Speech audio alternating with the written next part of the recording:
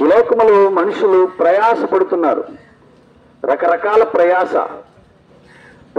పడ్డమే కాకుండా భారాన్ని మోసుకుంటున్నారంట. భారం ఏమండి, చాలా మందికి రకరకాల భారాలు ఉన్నాయి ఈరోజు. కుటుంబ భారం, ఏమండి, నిరుద్యోగ భారం, రోగ భారం. ఈ భారాలన్నిటికంటే ఒక ప్రాముఖ్యమైన భారం ఒకటి ఉందండి, అదేంటంటే పాప భారం. పాప భారం ప్రతి మనిషిలోనూ కూడా ఉందండి ఈరోజు. పాప భారం, మనుషుడు పాపము చేత బంధించబడి దేవునికి దూరంగా మారిపోయాడు ఈరోజు.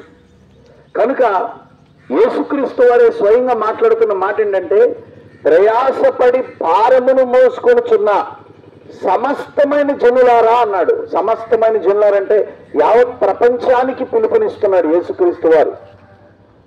సమస్త జనులారా నా యొద్దకు రండి, మీరు ఎక్కడికి వెళ్ళినా మీకు ప్రయోజనం లేదు, నా యొద్దకు రండి. నా యొద్దకు వస్తే మీకు ఏం కలుగుతుంది?